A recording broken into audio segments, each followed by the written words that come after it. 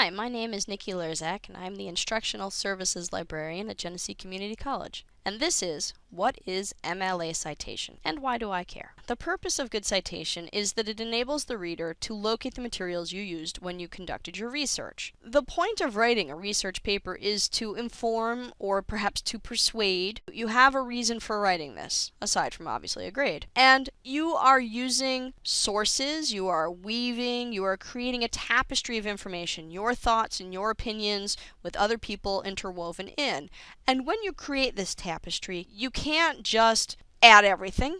You certainly couldn't just use their entire paper or article that you read and stick it inside your own paper. You have to pull out the best parts. So as I'm reading your paper, I understand that, wow, you've just used some of the best stuff, but there's probably other great stuff that you weren't able to include in your paper, and I'm so interested now in your topic that I'd really like to read more. I'd like to learn about more than the little bit you gave me. So having good citation makes it that much easier for me to go and find your sources so that I can learn more. It is also, of course, a part about giving credit where credit is due. No one wants to write a book only to have it stolen. That sort of defeats the purpose. We are not using citation as a tool to hit you over the head to stop you from plagiarizing. And while it may feel like it's just to keep an eye on you or to punish you, that's not the purpose. Also, once you get into the habit of good citation, you will become more diligent as a researcher. You will understand more what's important and what isn't important and the details that are necessary to keep. And when you spend all your time writing that 5-page paper, you don't want to go from an A to a B just because you didn't put periods in your works cited. Knowing all of those details and making sure you keep an eye on them, that's a good habit. The other thing students like to ask is, how come I can't just use NoodleBib or Noodle Tools or EasyBib or whatever tool it is that's cool this time around? We here over the years at GCC have come to an agreement with our faculty that those faculty using MLA are going to expect from their students a particular style of citation. And while a lot of MLA may seem very black and white,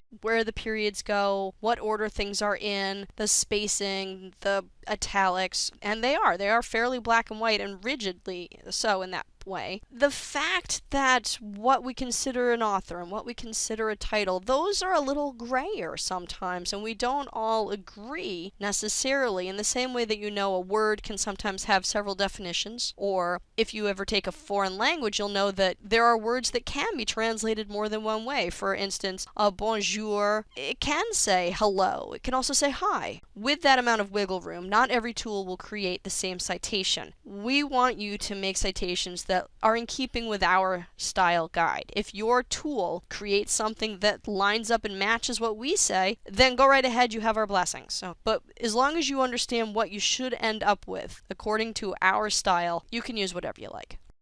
It is all about the spacing, baby. MLA asks you to carefully consider several things. The order in which you put that information. The author must come first. The title then comes second. If you don't have an author, now what? Depending on whether or not it's a book or an article or a web page or a YouTube video or an anything, it will cite slightly differently. The punctuation.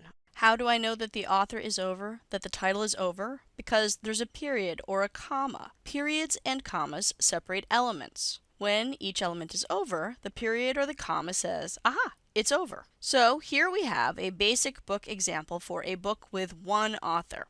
And you might ask yourself, how did you know how to do all this? Where this information comes from is from the library's homepage.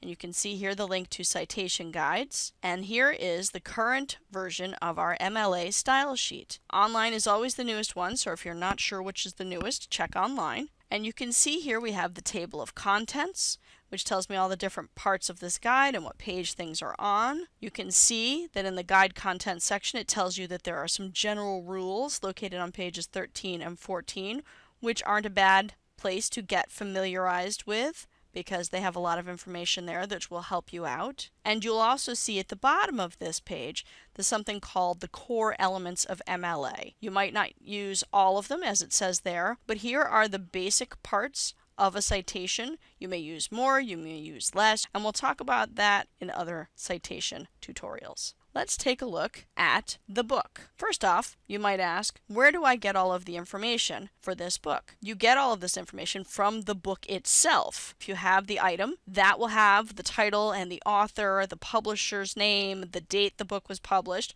But since I don't have the book with me, I'm going to get all of this information from this page where you can see I have the title, I have the author's name, Michio Kaku.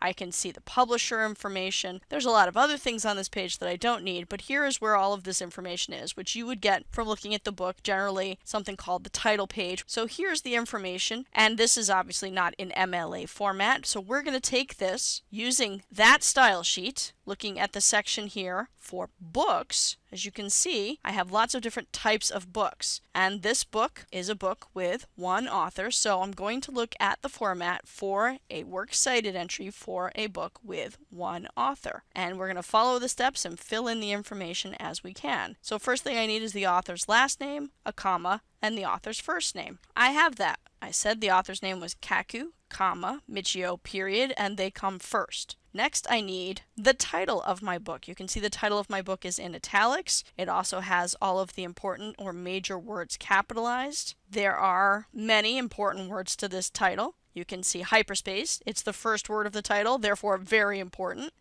I then have a colon, and then A Scientific Odyssey Through Parallel Universes, Time Warps, and the 10th Dimension. A is another important word here because it comes at the beginning of what's known as the subtitle. I can tell it's the beginning of the subtitle because after hyperspace there's a colon, which breaks the title up into two pieces. After that, I can see that there are two lesser important words, and the, which obviously then don't get capitalized because they aren't major words in the title. After that, I need to have the name of the publisher, a comma, and then the year of publication, and then a period. There I have Oxford University Press. I know that's Oxford University Press because I saw that information here on the WorldCat page. Obviously, your book would also tell you this, but MLA does not spell out University Press. When it has it, it abbreviates it, so that Oxford University Press becomes Oxford UP, no periods, no spaces, comma, 1994, period, which was when that book was published. This is all the information you need to make a basic book citation.